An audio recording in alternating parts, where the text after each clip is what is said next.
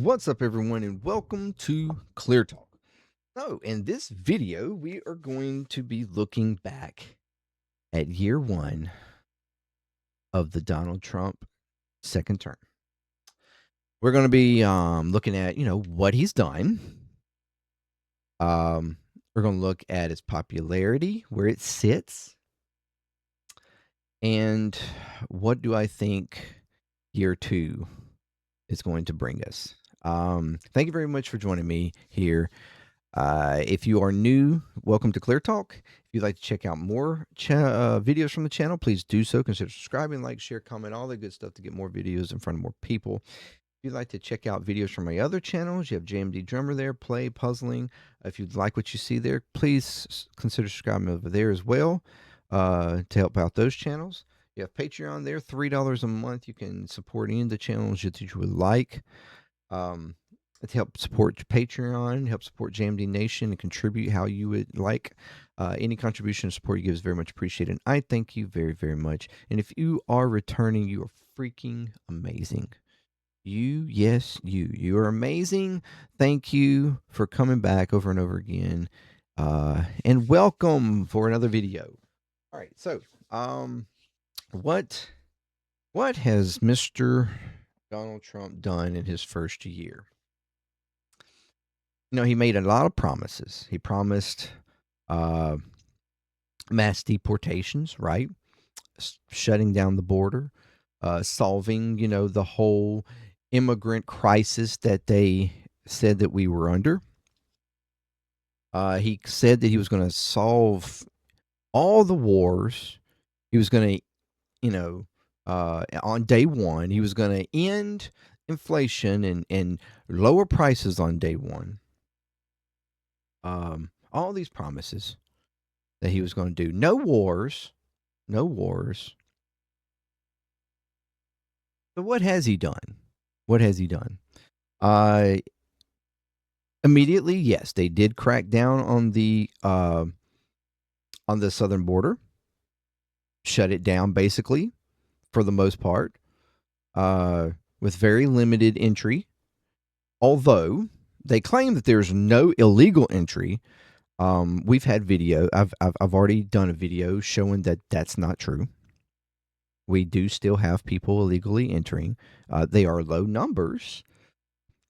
But they have been rising over the past few months. And some of them are even at large and have, not sure where they are. Again, it's only roughly, the last I looked was around 1,000 to 1,200 a day, or a month rather. But I think of a month. But still, which is actually the where Biden sat at the last couple of months of his administration. So those numbers dropped immediately, but then kind of crept back up. I haven't looked at January, so I'm not sure where we're sitting, or even December. I don't think. The last numbers I looked, I think, was November. So yes, crack down, whatever. But there are people still coming in, even though they claim that there is zero. That's a big fat lie. When it comes to immigration and the mass deportation, as we've seen, there have been thousands of ICE and DHS agents going in over the past 6 months, city by city by city, causing flourishes of backlash from citizens of those cities. They are mainly concentrating to blue cities, and because they consider the blue cities sanctuary cities, some of which, even claim themselves that they are. But that's the reason why they're going at him. There have been countless accounts and of American citizens getting caught up in the mix. whether it's actually being grabbed up off the streets and sent to their concentration camps, or being attacked by ICE from their protesting. We've had veterans picked up. They sent initially about close to a 200. It was 100 and something. Can't remember. 180 something. Venezuelans to the death camp in El Salvador, claiming that every one of them were lethally dead, deadly, like, horrible, the worst of the worst individuals. And then to come to find out that only 8 of the 100 and something were actually had any type of like violent criminal history. At least 50% of them did not have any criminal history whatsoever. And the other remainder, what little criminal history they may have, was minor stuff. Some of which was, like nothing. No violent. Over 90% of those were nonviolent. So they weren't the worst of the worst. Most of them were completely innocent. But they got sent to a concentration camp, a prison that's considered a prison for the worst of the worst in El Salvador. Even many of them being sent just because they had tattoos that they claimed were a part of a gang or something like that, but they were not, because that was their criteria. Is, oh, they're from Venezuela, they have tattoos, gang, evil, got to get them out. But that was not the case. We've also sent unknown amount of people to other prisons around the world, third country prisons, that we've made deals with after CCOT kind of fell apart on us, or for them. Not sure how many of those were sent. They attempted to open up Guantanamo, but that kind of fell through. You opened up Alligator Alcatraz in Florida. That wound up falling through for them because of the chaos that brought about.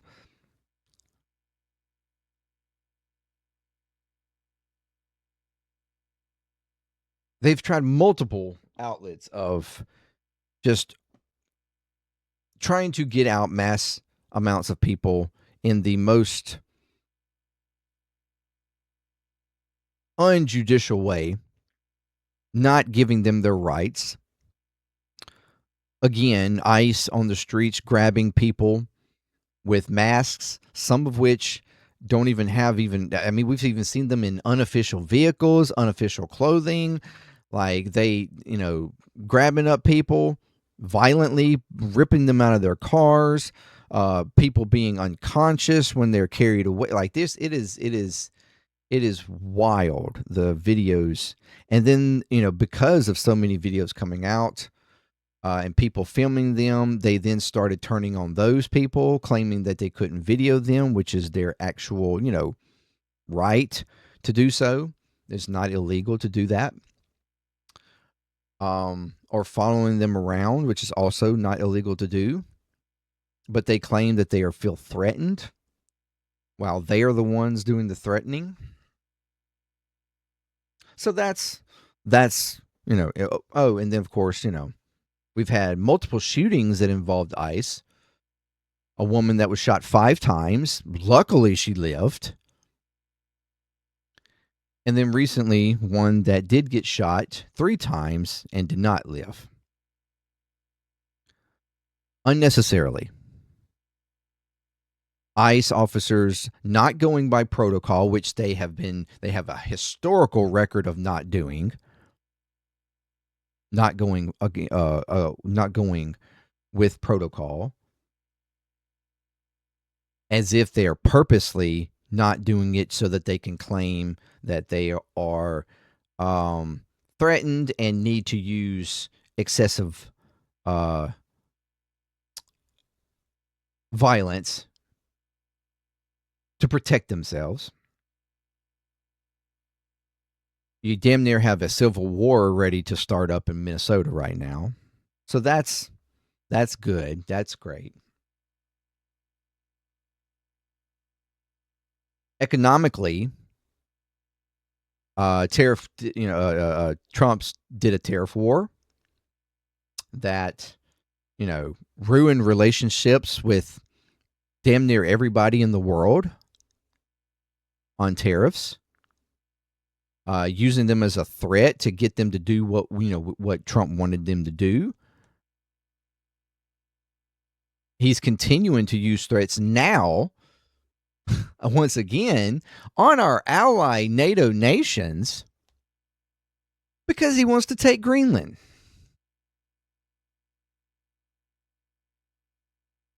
Because that's something that, is normal. Just, claiming and taking, sovereign ally lands, countries. That's something that's, the norm. While that country itself and the citizens that live there are protesting for America to stay away because they want their freedom. And they don't, and the fact that we don't need to annex or take them because they're already an ally. If we need to use any, to their land, we already have a base there. If we needed to use it for any type of security reasons, we have access for that. We don't need to take the land. So we know it's not for security reasons. More than likely, it's very similar to the reason why we overthrew Venezuela to steal resources. And that's been blatantly clear, and they've blatantly said it. No hidden agendas, no lies on that front when they actually are going at what they, although well initially there were lies because they lied that it was about narco-terrorism, and that wasn't what it was about. It was about taking the oil. That's the one thing I can say about this administration is even though they might lie initially about their intentions, once they get there and they activate those intentions, then they are openly clear about, oh yeah, it was clear, it was about this. Yeah, we said it was about this, but it's actually about this. So we overthrew a sovereign country's president, kidnapped him in the middle of the night.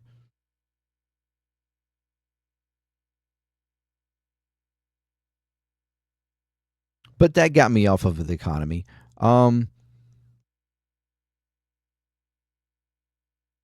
Tariffs really hurt the economy. We had an up and down trajectory multiple times, low lows, high highs, because of the tariffs on, tariffs off, tariffs on, tariffs off. So that was chaotic for a couple of months there. Prices did not drop as he claimed they would. They went up because, even though they claimed that tariffs would go be paid by those countries that we were tariffing, clearly the tariffs were paid by us, which was what economists said would happen. So we took the brunt of that. Inflation went up. Now inflation is starting to come down. Some prices, because of the market balancing, has come down finally after a year.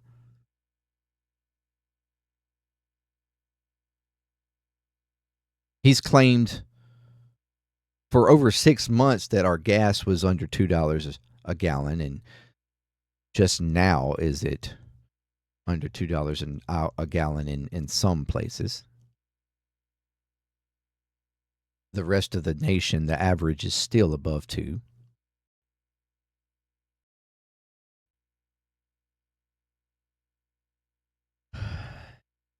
And we continued a war and it aided in a genocide in Gaza when it comes to foreign politics.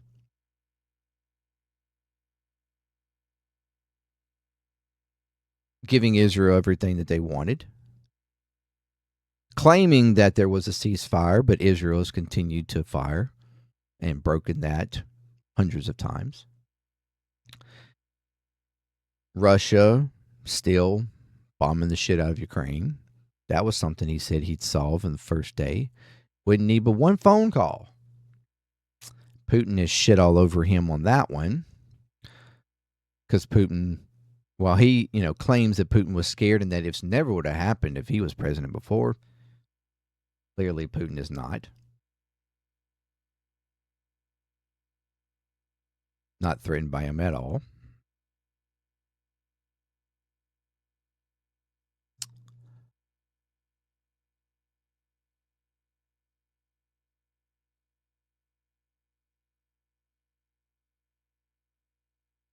We had the creation of Doge and Elon Musk and a bunch of hyper hopped up on whatever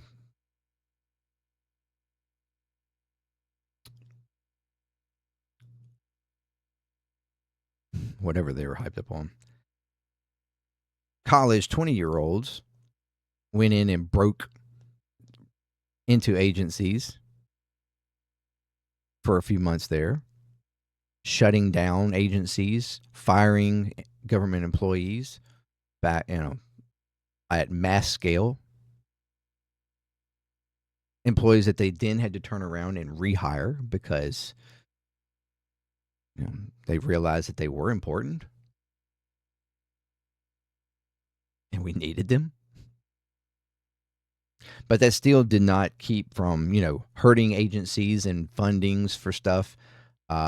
Important agencies, they've defunded almost everything.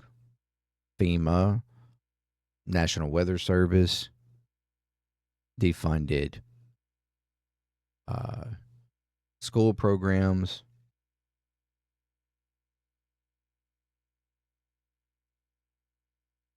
Defunded food services.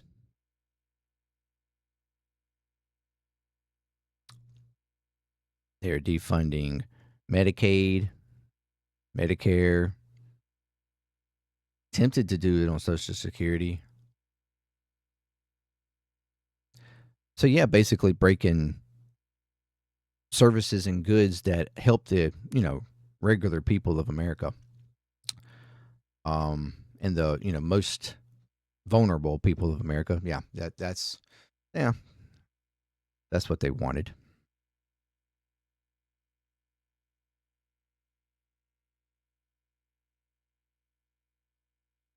So yeah.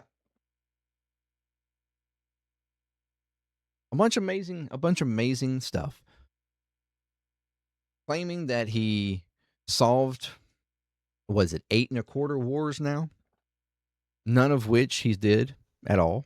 We've already had a video on that where all these wars and clashes that he claimed that he solved, they're still going on. There's still conflict. There's no peace.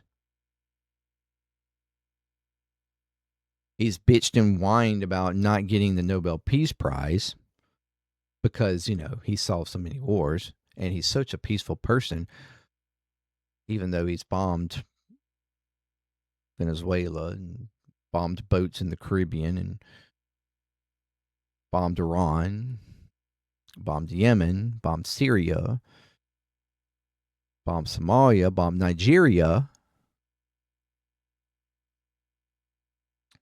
threatening Greenland, threatening Canada, threatening Mexico, threatening Colombia, threatening Cuba. But, this is all just, strength through peace, peace through strength. And funny enough, he's bitched and complained about not getting the Nobel Peace Prize. And But out of begging and threatening over it, the woman that did get it recently presented him with it. I mean, it doesn't make it official. It's not that he officially got it or anything. You can't do that. It wasn't given to him. But now he apparently, has it in his possession.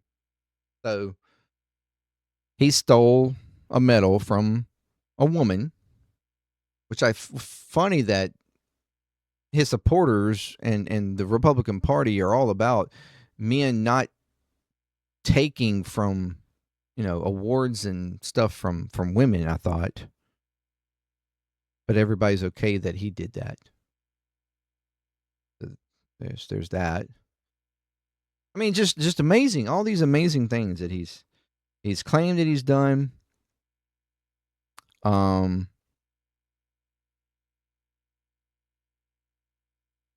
the red lines that his supporters would say, "Oh, we would not, we don't want you to go that far." He went that far, and they were okay. Well, we forgive you. We'll just do it again. Make another line. So yeah, there's that. Where does his popularity lie? Where does his popularity lie? The other day he posted a video, and this video is from CNN. The Harry Enton, that guy that gets all cited and animated about his data and statistics. And Trump claims that they were forced to report on this, that the Republican Party, and this is doing with endorsements, and how whenever he endorses a candidate, that there's a higher success rate. He says nearly 100% win rate. Although this is a little exaggerated, because he has had quite a bit of failure in different areas. But when it comes to the Senate, I guess, yes, he has almost 100% win rate. Because he's trying to push for a primary challenger against Louisiana Senator Bill Cassidy, because he's mad at Cassidy for voting to convict him in his impeachment back in his first administration. So he doesn't like Mr. Cassidy and wants him out. And in this, Mr. Harry Enton goes on to talk about how much, how popular he still is with Republican voters. And he cites a couple of polls, which we were going to go over, because I think it's pretty important and very revealing. But first, let's talk about this. Let's see this video. It's a huge deal because President Trump is the kingmaker in Republican primaries. That's why it's such a big deal. Take a look here. Times Trump endorses won GOP primaries. This is congressional and gubernatorial. In 2020, it was 98%. In 2022, it was 95%.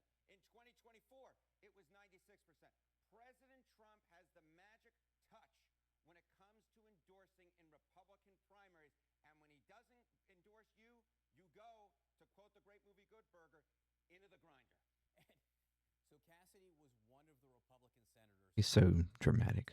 President Trump in his second impeachment trial. How have those Republican senators done? When you voted to convict President Trump in that second impeachment trial, how'd you do for re-election?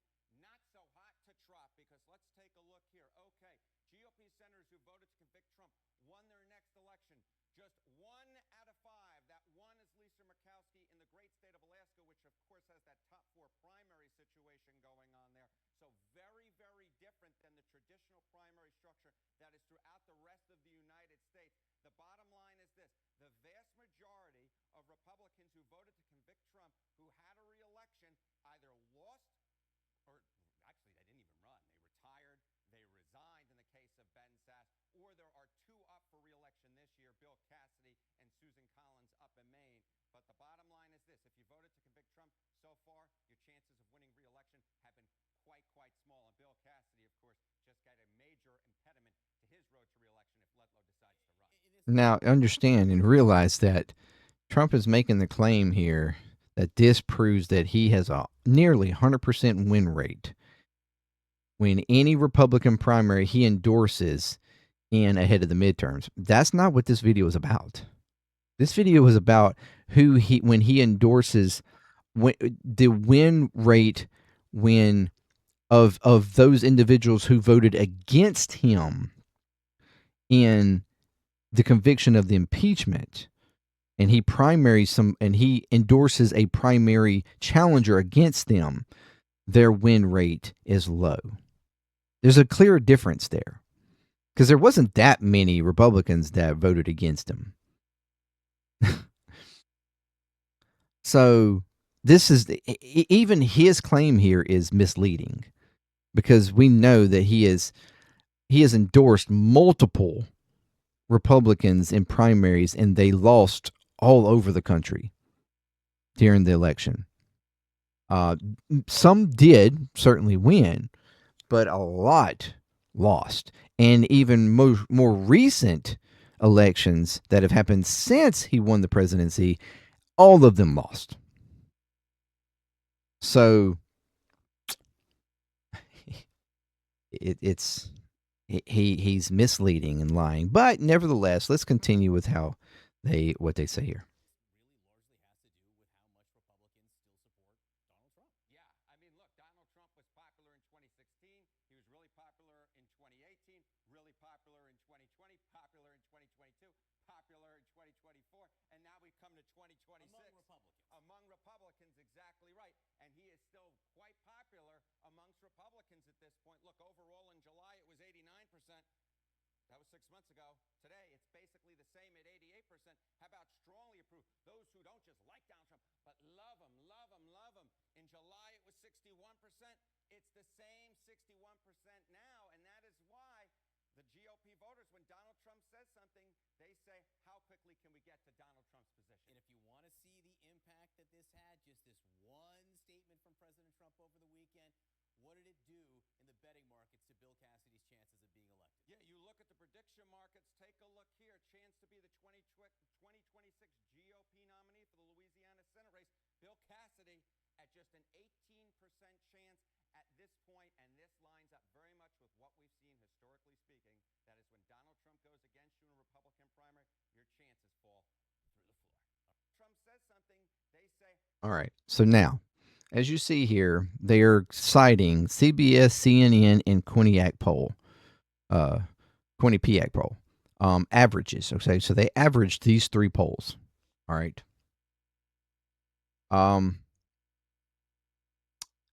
Here's the list of polls that they have access to, and you see all these polls from January. They're from here. Reuters, CBS, YouGov. That was a previous one. The CBS YouGov one that they use, I think, was the one that was just recently done, which is the newest one. There's Wall Street Journal, Marist College, CNN, Reuters, Quinnipiac, AP, Newark. So all these polls, all right. And just look at this. Just look at this. All right, we're going to break down deeper, but just looking at this, okay, as you can see, when you're looking at the overall approval, disapproval of everybody polled, okay, not talking about specifically Republicans or any other breakdown, all right, as you can see here,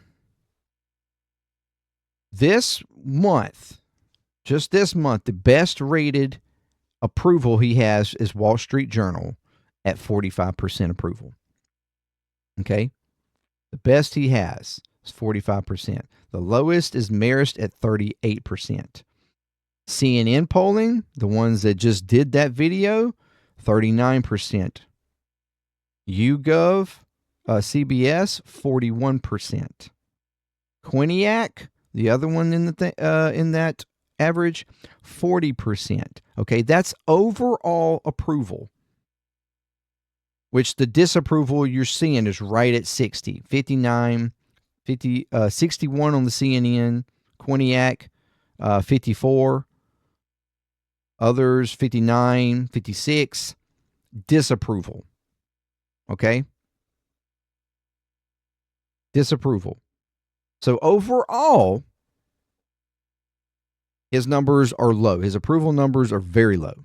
And they are consistently dropped over the last 6 months.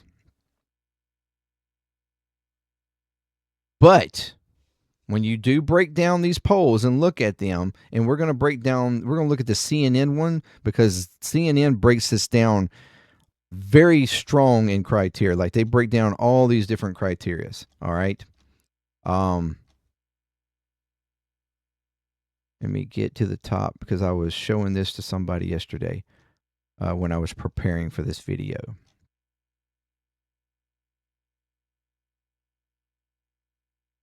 All right, here we go. Right here. As you see, we have a breakdown of men, women, white, people of color, Trump approval. We have age breakdown, 18 to 34, 35, 49, 50, 64, 65 plus. And then like a split, like a divisional split, generational split, basically under 45, 45 plus. We have a income bracket split, negative 50K or under 50K, over 50K. Then we have college split, non-college grad, college grad, white non-college grad, and white college grad. It's a very distinctful division there, and I'm going to show you why. Then we have a Democrat, independent Republican, then liberal, moderate, conservative, because those things do not always match up, okay? Because some Democrats consider themselves liberal, some consider themselves moderate, some even consider themselves conservative. And the same thing with independents. They consider themselves broad, even Republicans. Some of them consider themselves conservative, some of them consider themselves moderate. Some might even consider themselves liberal, although that's probably not as much. And then we have just a divisional split here, leaning Democrat, leaning Republican. So they have a very big breakdown when it comes to their poll, where the others were a little bit more general on breakdown. They didn't really split it up like that. So, and I felt that this is very important to look at real quick. Okay. And we're going to go through some of these responses. Okay. This is, do you approve or disapprove? Just overall, do you approve or disapprove of Donald Trump? And as you can see, the one that I want to focus on, because I think this is important and gets to a critical division, all right, is the college level difference, okay? Because this is where your numbers really show, all right? Non-college and college, 41% approve non-college, college grad, 35%. And then we have the white division from that. White non-college grad, 52%. White college grad, though, 39% approval. So the only approval that is above water, above like positive, okay, approval, is non-college white graduates. All right? White people, or people who consider themselves white and did not go to college. So they do not have a higher learning. Does not mean that they are not educated. They just don't have a higher learning of education. All right? Very, very important. They are the only ones that have a positive approval. All right? Next question. Again, this is a breakdown of strongly approve, moderately approve, disapprove, moderately disapprove, strongly disapprove. Okay, so it's an even deeper breakdown. Again, approval rating 52. All right, strongly approved 29, the highest of all. 23, again, on the moderate approve, highest of all, is white non-graduates. And let me see if I can blow this up a little bit more, because this isn't quite.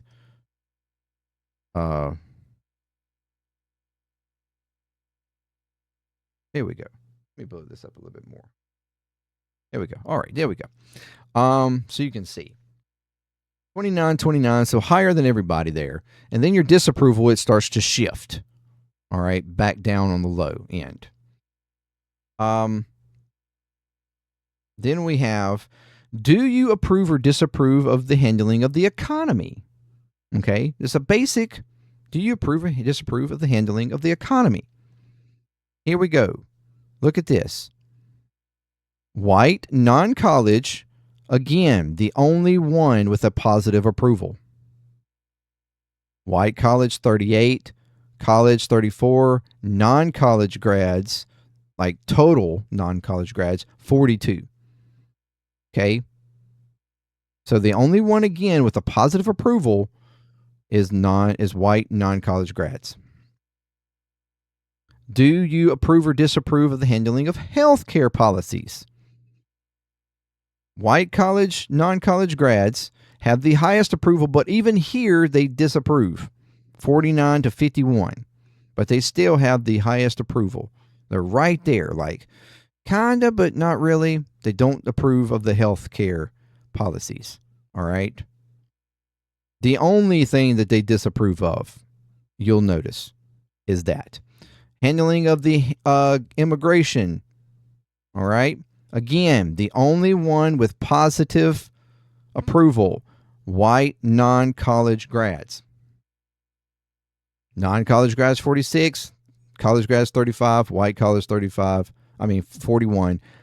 59% white non-college grads. The only one with a positive approval. Next question. Handling of foreign affairs.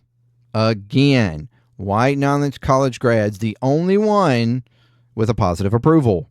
51%. 42, 35, 39, respectively, on the others. Handling the role as commander-in-chief. Again, the only one with a positive approval. White non-college grads, 53%. 43, 37, 40, respectively, on the others. Handling management of the federal government. The only one with a positive approval, again, white non-college grads, 53, 43, 40, 34, 38, respectively, on the others. All right. Disapprove or approve of the handling of tariffs. The only one who has a positive approval. You see the streak going here? 52%. Everybody else, 42, 29, 33, respectfully. Disapproval of the situation in Venezuela. Again, the only one with a positive approval. White non-college grads. 46, 36, 39, respectfully on the others. 53% approve of the situation in Venezuela. J.D. Vance's approval. This one's kind of a throw off, but they even have a higher approval rating of Vance. 55%, the only positive one. 45, 35, 39, respectively, and the rest of them. And then we start to break down more critical in questions and getting down to the nitty gritty of like how you feel about things.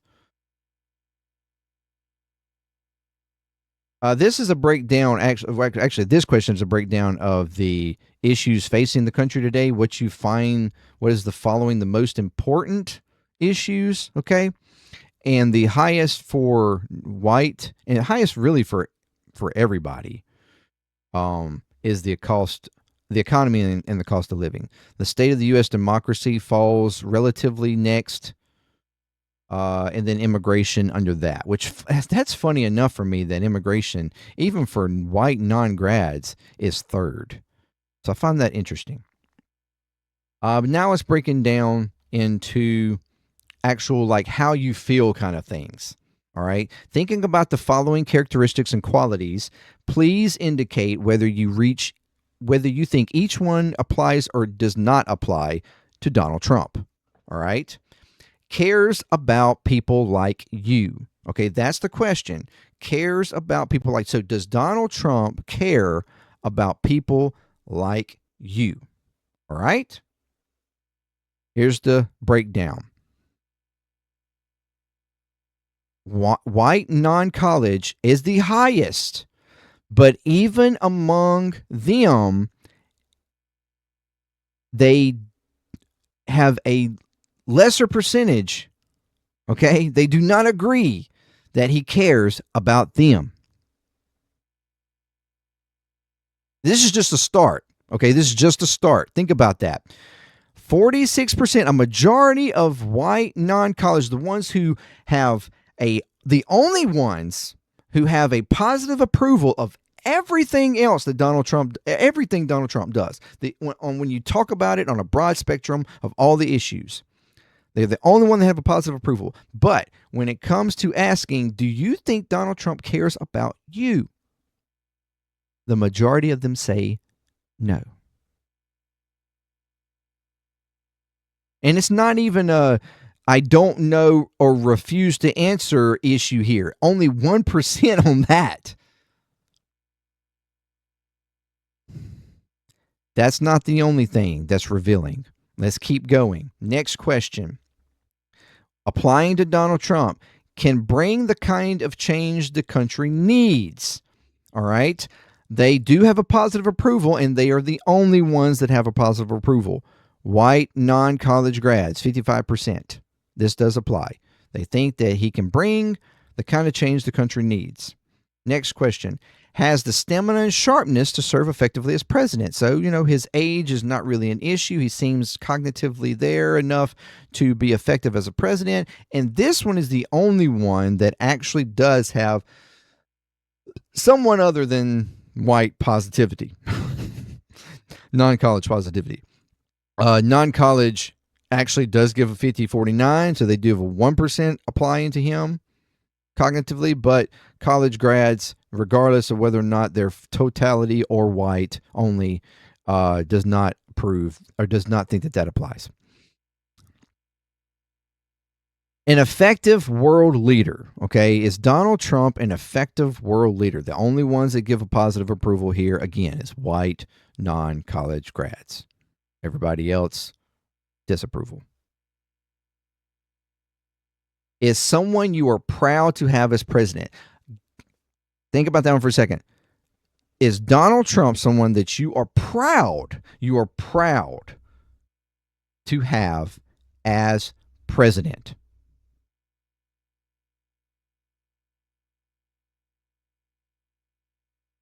White non-college grads, the ones who approve him on every issue, give him approval.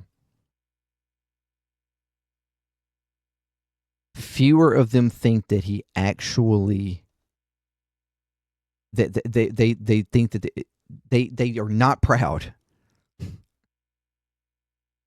51%, the majority, think they are not actually proud of him being their president. Does that make any fucking sense to you? I'm not proud that you're my president. I don't even think you care about me. But I approve of everything you do. And I'm the only one that approves of it.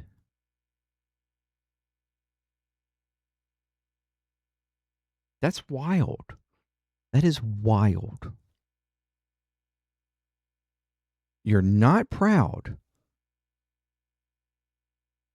You don't even think he cares. But you approve of everything. And you are literally the only one that approves of him. Is in touch with problems ordinary Americans face in their daily lives. In touch with problems that ordinary Americans face in their daily lives. Does Donald Trump, is he in touch with, the regular people? Is he a regular Joe, This one's even more devastating. 58% of white non-college grads do not think that applies to them, that he is not in touch with the everyday lives that they have to experience. 58% do not think that applies.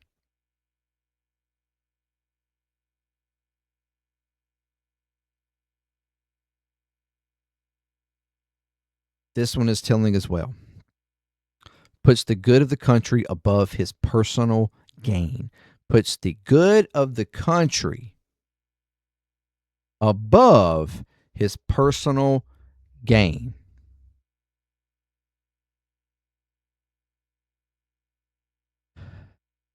White non-college graduates are the only one that has a positive applying. But this is telling because even amongst them, even amongst the ones that are the most supportive, even though they don't think that he cares about them, even though they do not think, they are not proud of him as being their president, even though they do not think that he's in touch with their own lives. 49%, almost half of them, understand that, 49%, almost half, think that he actually puts his personal gain above the good of the country. I thought this number would be like crazy separated.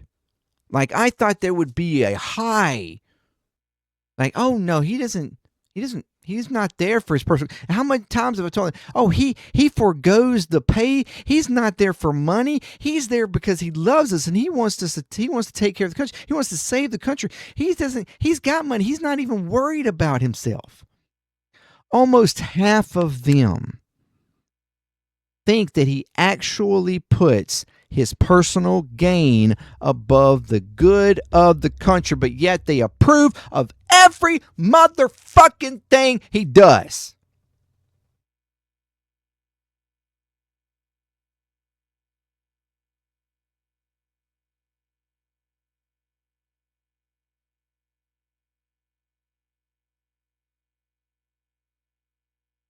Do you consider the first year of Trump's second presidency to be successful or failure? 55%, the only ones have a positive approval. White non-college grads. That his first year has been a success.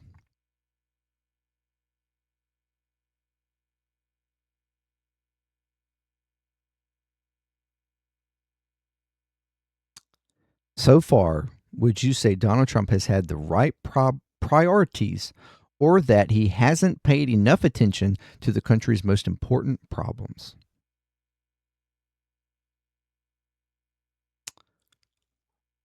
White non-college grads, again, has the highest percentage that he has the right priorities, but still an overwhelming majority of them think that he does not pay enough attention to the country's most important problems, which they earlier indicated was the economy, U.S. democracy, and immigration. Even though he has ICE causing fucking mayhem all throughout the country, causing people to protest, and even a small percentage, but those who get angry enough, I wouldn't say rioting, but at least fighting back against them, because rioting is different. They're not really rioting, but they're fighting back against them.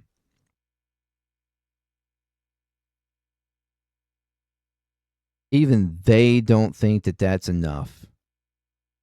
And he's not paying attention enough to the economy. He's not paying attention enough, apparently, to even democracy for them.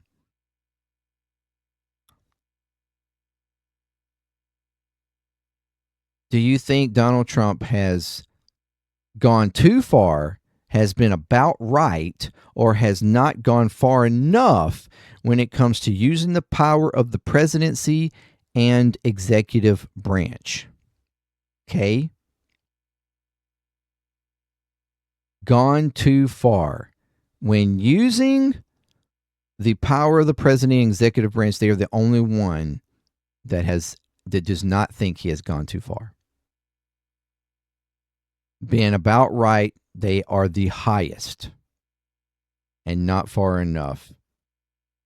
Kind of weird on that one. They're the only ones, though, that do not think that he's gone too far. Do you think Donald Trump has gone too far, been about right, or not gone far enough when it comes to cutting federal government programs? Cutting federal government programs. You know, all that shit that Doge did, that Elon Musk did, and they've done since. They are the only ones who do not think he's gone far enough.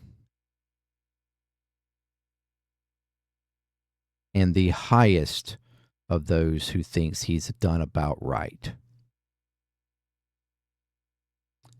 Also the highest that he's not gone far enough.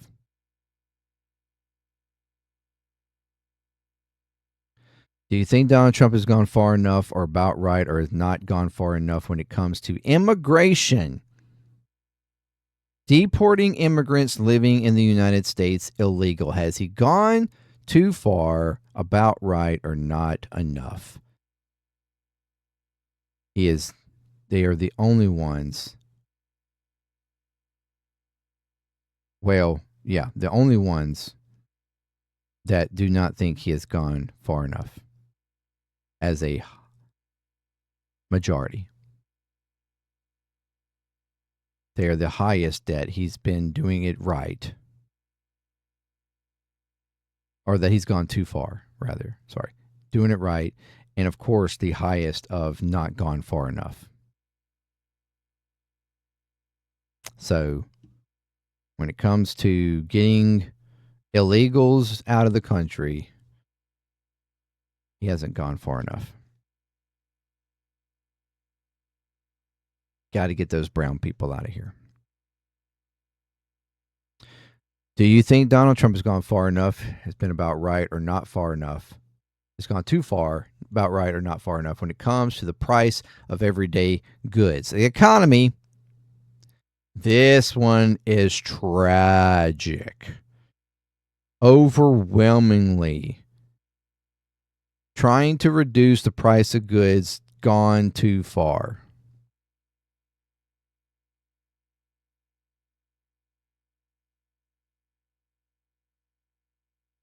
Been about right. It's not gone far enough. Not gone far enough. Clearly, the one issue when it comes to the economy that everybody agrees on is he has not reduced prices. American people are still feeling the detriment of the economy. But we approve of him. But we fucking approve of him. He's gone too far, about right, or not far enough when it comes to changing the way the United States government works. The only one with a positive on gone too far. Gone too far when it comes to changing the way the government works. They don't think he's gone too far. Been about right. They are the highest. It hasn't gone far enough. The highest. In changing the way government. It has not gone far enough for them. When it comes to making changes to cultural institutions such as the Kennedy Center and the Smithsonian, you know what, him changing names, naming shit after himself, or changing all these names. Even the white non-college grads think he has gone too far. I found this one really kind of odd. But they actually think, this is the only one where they think he's gone too far.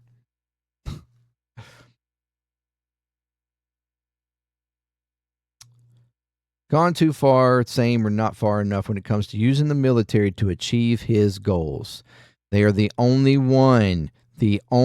group who think that have the lowest percentage that think he's gone too far.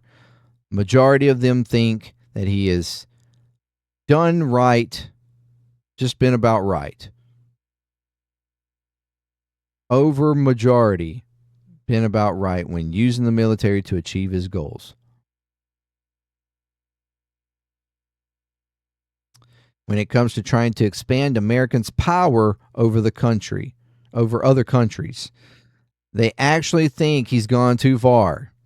They're the lowest, but they do overwhelmingly think he's gone too far in expanding America's power to other countries. Foreign interference. The American firsters here. Restoring safety to the United States. Restoring safety. The only one with a positive, well, no, they think there's these. Oh, made progress. This is split a little different. My bad. Made progress, made things worse, did not affect at all. Made progress in restoring the safety of the United States. They have the highest percentage that they've made progress. White college grads do not think it made it worse. Non-college, white college grads, same thing, more made it worse. Non-college grads, they're about split 50-50. Stopping the weaponization of the Justice Department.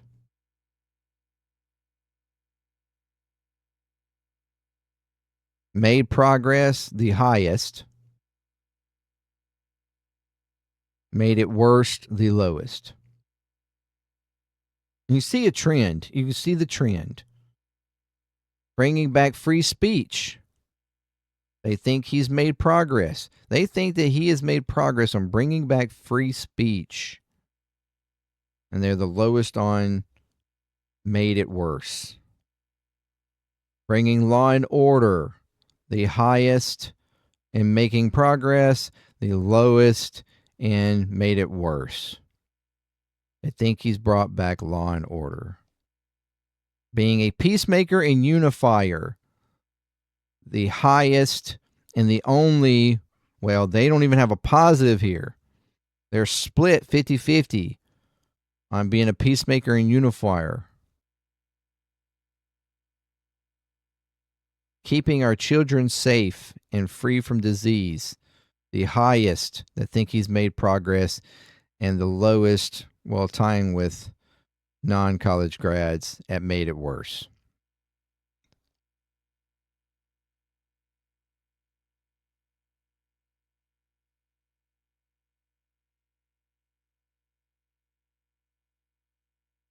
Do you think Donald Trump's second term as president will result in fundamental changes to the U.S. that will remain long after his presidency, result in significant changes to the U.S., but ones that will fade after he leaves office, or not result in significant changes?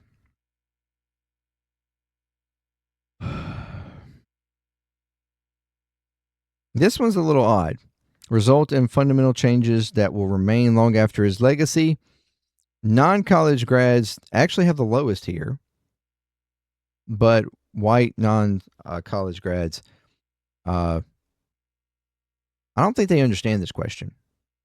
I don't think the non-college ones understand this question. Result in significant changes to the U.S., but once he leaves, it will just fade. They actually have the highest percentage. They think that white non-college grads think that if he leaves office, everything that he has changed will fade.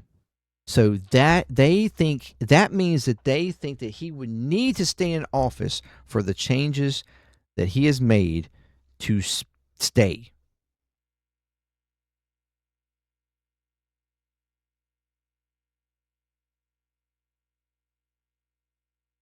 That's wild. That's wild.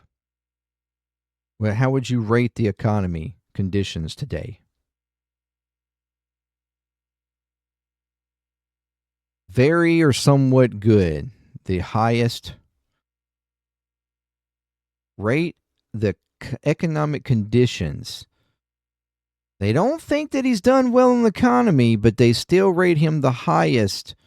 Very good, somewhat good. Very good. There's a weird break here.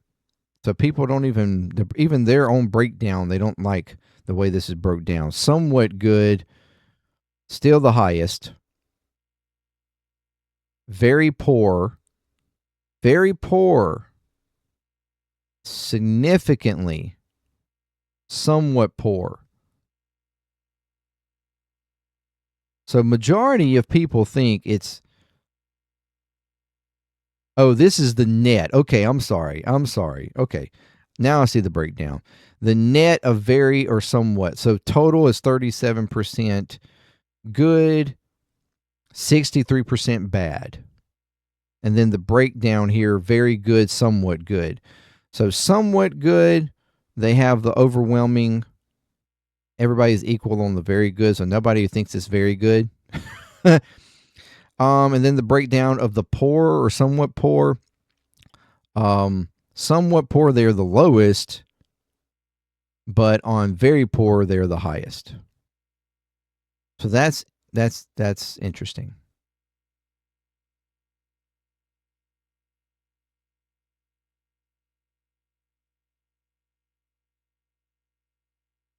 So they think the economy is poor, but yet they also think that it's also good. So they're very much split. 37-37, half and half.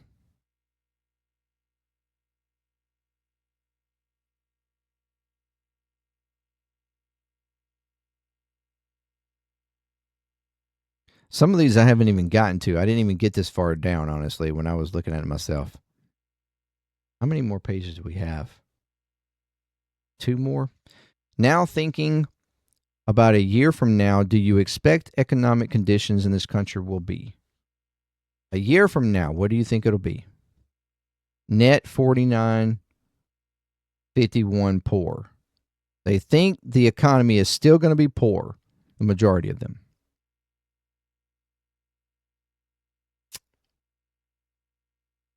Do you think about a year from now, the expectation? Oh, never mind. Same question. Do you think Donald Trump's policies improve economic conditions in the country or worsen economic conditions in the country? Majority of them think that it worsens the economy. But they still have the highest on improving the economy. And that's the last one. So as you can see, even amongst his own support, his biggest base is clearly white non-college grads. White people who do not have a college education. Meaning they more than likely went right into working or went through trade school, something like that. Do not have a college education.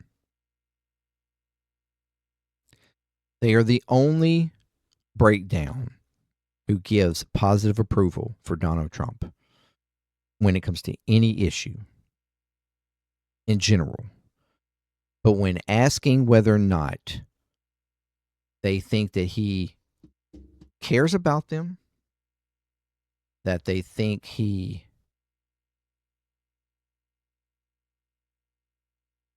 they're proud for him to be their president, that he's in touch with the lives of everyday people, they don't think that that applies to him whatsoever. Or even that he is concerned about the country more than personal gain. I mean, majority of them do think he cares about the country, but it's like half and half. Half of them are damn near at 49% to 51%. 49% of them don't think that he actually prioritizes the good of the country over his own personal gains. And when facing that, cognitively facing those realities, that he does not care about me, he's not in touch with me, I'm not even proud for him being my president, And I mostly think he actually cares more about his personal gain than he does the good of the country. Faced with all those realities, yet they still approve over everybody else. The only demographic to approve of Donald Trump in every issue that he's doing in the Republican administration, his MAGA fascist neo-Nazi regime administration.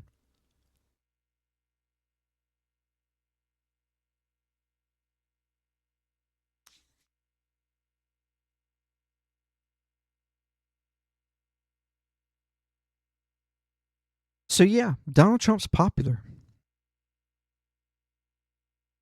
But he's only popular with one demographic. Specifically with one demographic.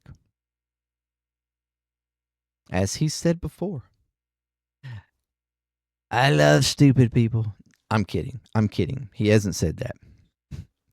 But what he has said is that smart people don't like him.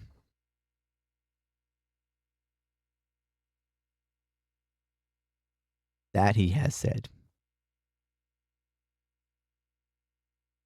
So that's coming from the horse's mouth himself. The smart people don't like him.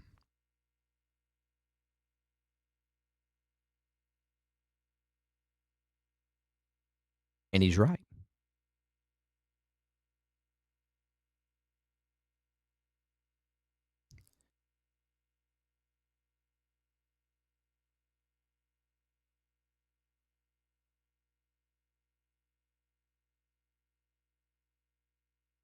This country is in an uproar over his presidency and over the regime that is influencing the actions. Because while we have civil war on the brink domestically, foreign policy, he's aggressive and bullies everybody, including our allies. I mean, not only that, but has created the opinion or thought that a major nation, if they want to, can just take over another nation and it be okay. Like, no big deal. You just go in, you overthrow, you kidnap the president, claim that you are running it. That's okay. Kind of gives authority to Russia to do so with Ukraine. China is getting closer and looking more at Taiwan. Israel has been on the road to trying to overthrow everybody around them for the couple of years now.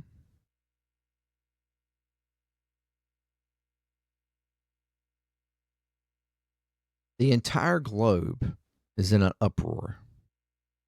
And Donald Trump has created just more chaos.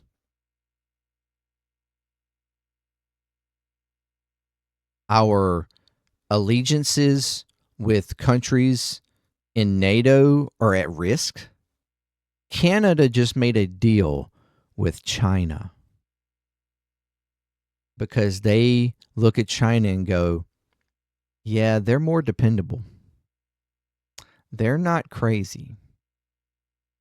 Maybe they're authoritarian-ish, but they're not crazy.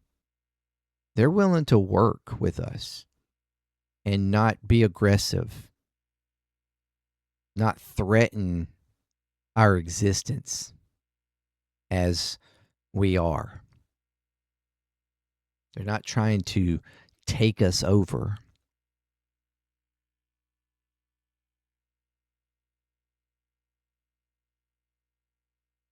If you are looking at all the actions that are going on with this administration and think, fuck yeah, approve of that.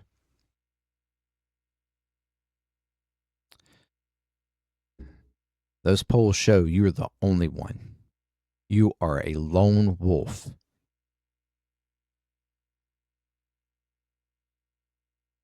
Uneducated, with white skin. And you think you're the only one who thinks that this administration is doing everything needed to make the country great. And you approve of all actions that they do. While the rest of the country, and the rest of the fucking world for that matter, are looking at you like, what the fuck? What the actual fuck?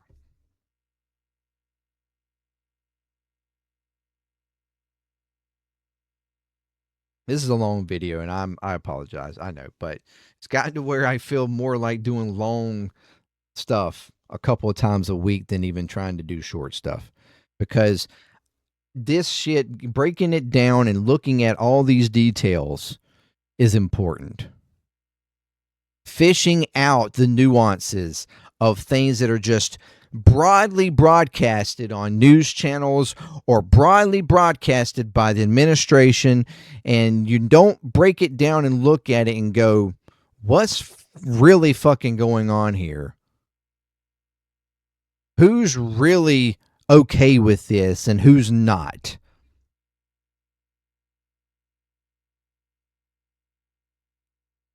No president. Donald Trump is not, if he hasn't already, he's on the verge of being the president with the worst approval rating, the highest disapproval, and the most protests in history.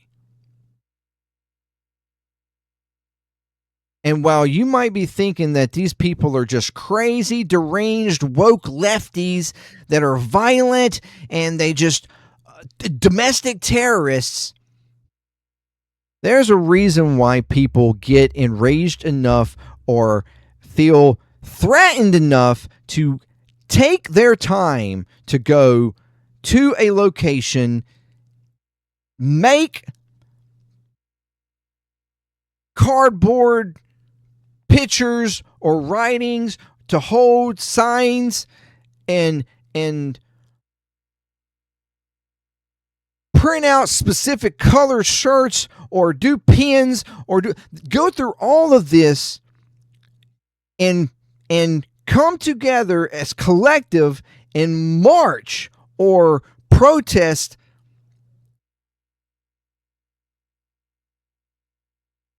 for no fucking reason.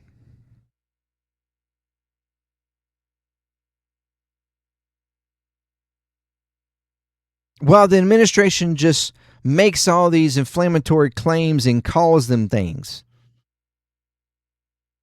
They're domestic terrorists. They're horrible people, the scum of the earth.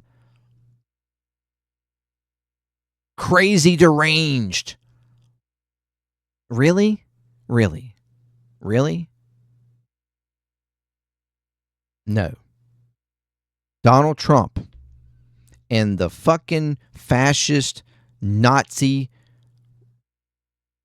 scum of the earth that are around him in his regime, they are the terrorists. They are the domestic terrorists.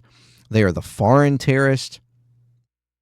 They are the scum of the earth, the worst of the worst. They are the murderers. They are the rapists. They are the child molesters. I mean, they're the ones protecting the Epstein files, right?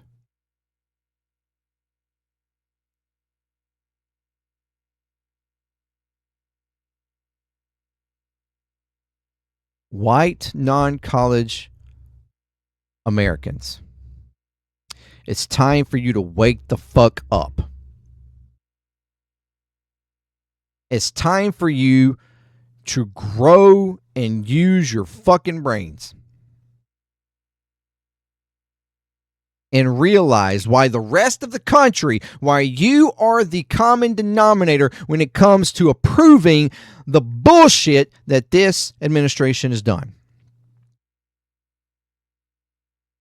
There's a reason why you are the only ones who approve. And it's not because you just figured it out.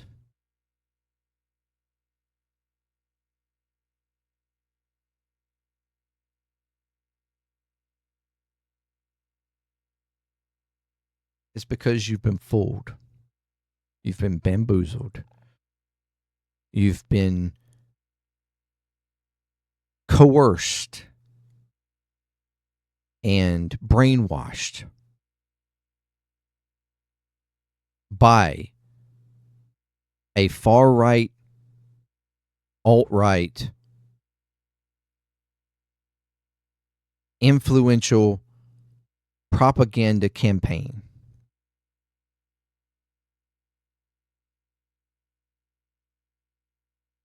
That has lied to you over and over and over again. And persuaded you to believe that you should hate and beat down on all the others who are quite literally just like you.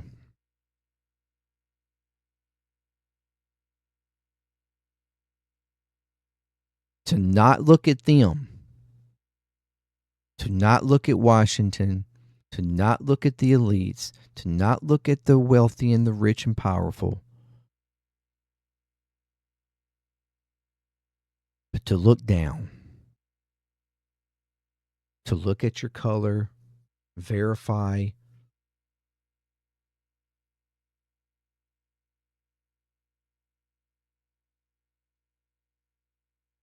to look at the poor and the ones who need assistance and help, and hate on them.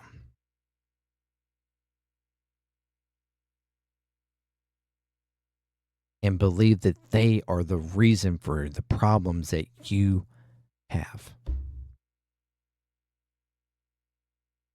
And it's simply not true. It's simply not true.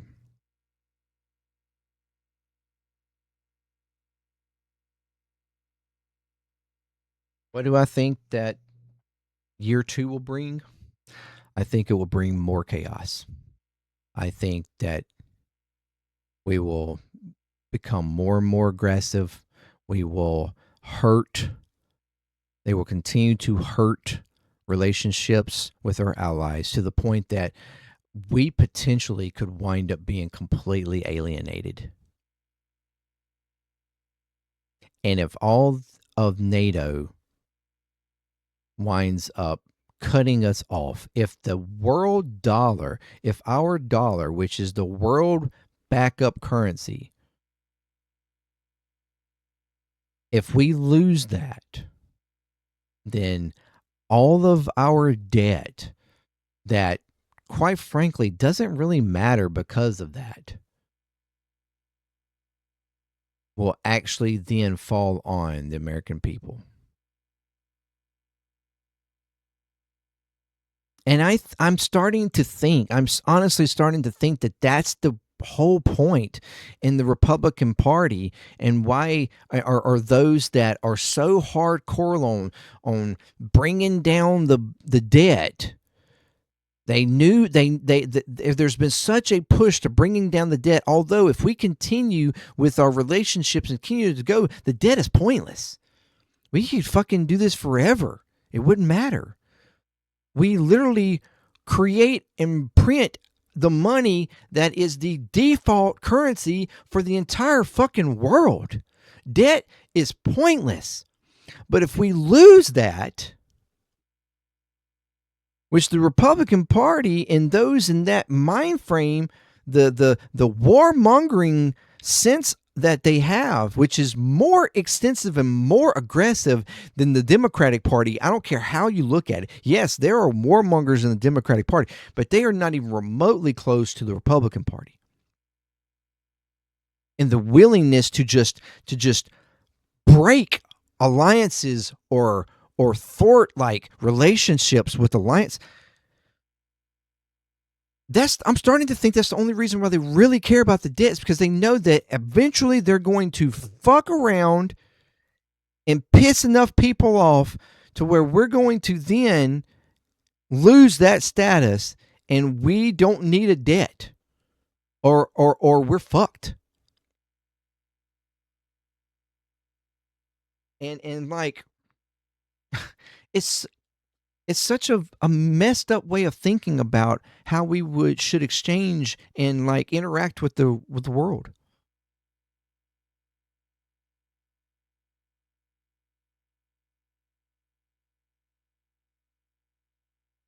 There could be a major fracturing in this country. I think protests are going to get larger. I think the push against ICE is going to be more and more aggressive. I honestly think Donald Trump is going to do the Insurrection Act at some point, is going to be bringing troops into cities. There will be more and more cities that are states that are going to possibly even activate their guards. It Donald Trump is breaking this country. He is not our savior. He is breaking this country. Not only the insides, but he's breaking all of our connections on the outside too. He is doing enough damage that whenever we can actually get him out of office, whether it's before 2028 or in 2028, the ramifications of what they might be able to accomplish, it will take a decade or more to try to repair and fix those connections and heal those relationships.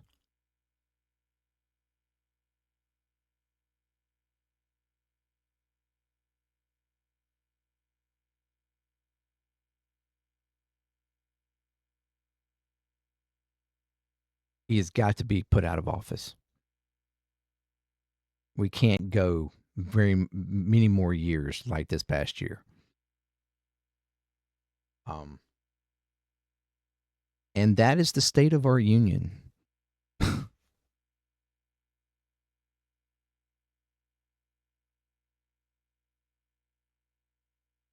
let me know what you think. Thank you very much. And until next time, peace, clear talk. I'm out.